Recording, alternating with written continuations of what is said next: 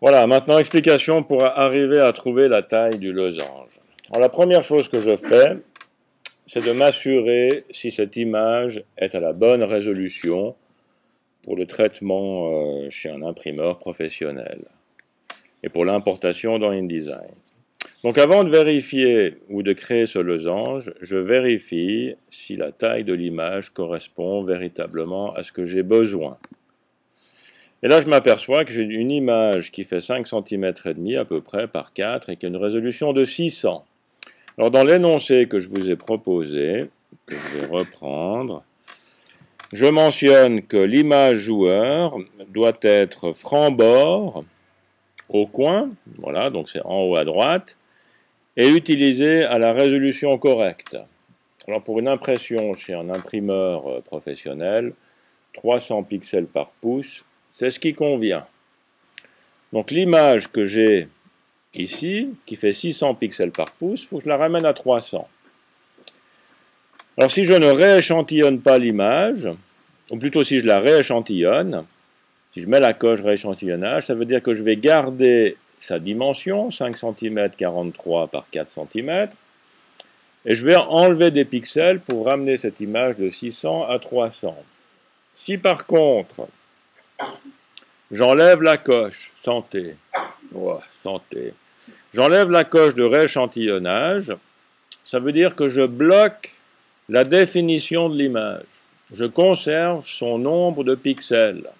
Donc je ne perds pas de qualité. Et en changeant la résolution, je vais affecter la largeur et la hauteur. Donc vous avez un chaînage dans les trois positions. Et quand vous en changez une des trois, ça va affecter les deux autres.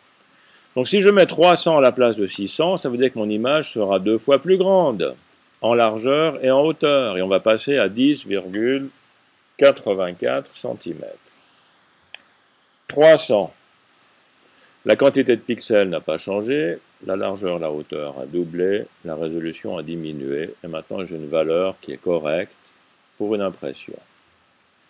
Et d'ailleurs, quand je regarde mon image ici, si j'ai une feuille A4, j'ai à peu près la moitié, donc ça veut bien dire environ 10 cm de large. Donc maintenant, cette image-là, j'ai sa bonne dimension.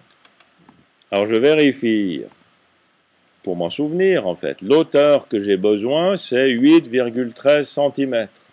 Donc je dois faire un losange qui sera placé sur la pointe, ou un carré qui sera placé sur sa pointe, dont la diagonale fera 8,13 cm. C'est ça que j'ai besoin de faire. Alors pour être précis, le plus simple à mon avis, c'est de dessiner ce carré avec cette diagonale, de le tourner de 45 degrés, de faire ceci dans Illustrator, de copier, de récupérer ce tracé dans Photoshop et d'en faire ensuite une sélection. Alors c'est cette deuxième partie qu'on va faire tout à l'heure, prochaine vidéo. Pour l'instant, hauteur 8,13 cm. Je valide et je m'arrête.